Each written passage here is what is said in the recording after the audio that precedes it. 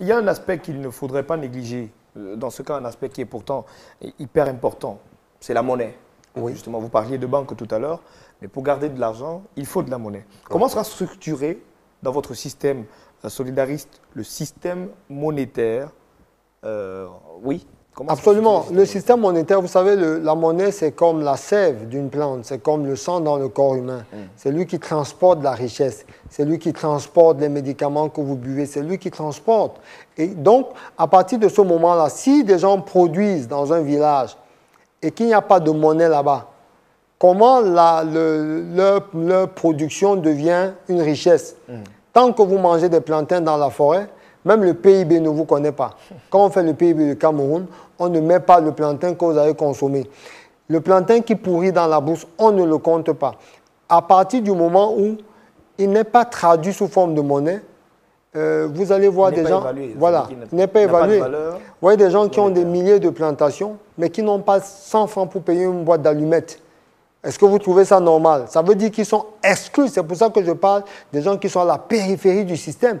Ils sont des indigènes et le système ne les connaît pas. Il faut donc que le système bancaire qu'on met en place, avec la décentralisation qu'on met en place, c'est de dire donc que dans ce village où il y a un maire, il faut une institution financière qui permet aux gens de mettre leur épargne et en même temps qui leur permet, lorsqu'ils veulent produire davantage, de pouvoir avoir accès à ce qu'on appelle des crédits à l'économie. Et donc, vous financez donc la production de biens qui vont enrichir, n'est-ce pas, la croissance du pays.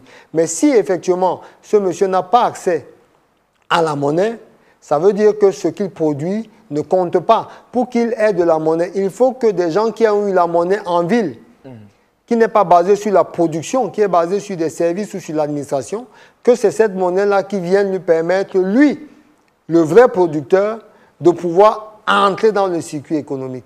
Et donc, à partir de ce moment, vous comprenez donc que si vous n'avez pas de système économique, vous n'avez pas de monnaie.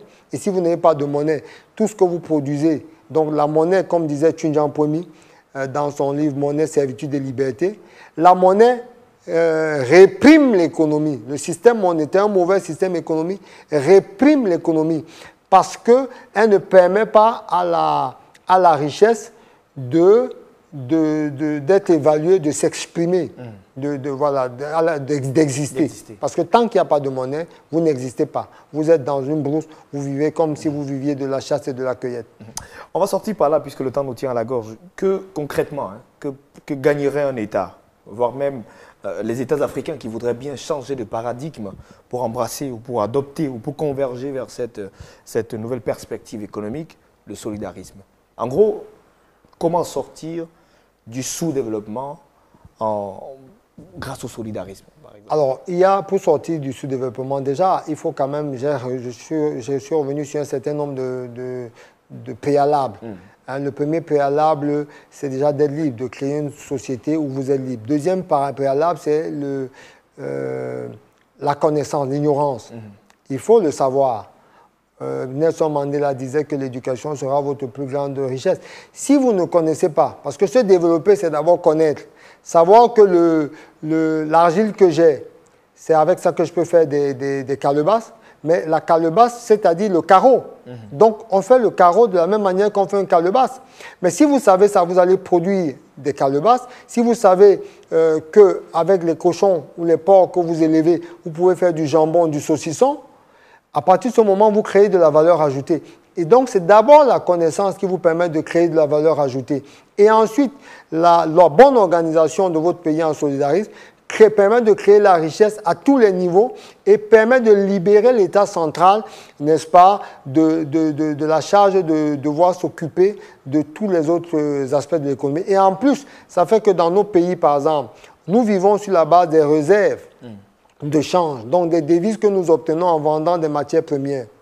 Et nous ne vivons pas sur la base de la production que les agents économiques mettent sur le marché. À partir de ce moment, pour un pays qui a adopté le solidarisme, qui a créé des marchés locaux et un circuit, une activité économique locale, les devises permettront simplement d'acheter à l'extérieur ce que nous n'avons pas ou que nous ne pouvons pas encore produire. Voilà.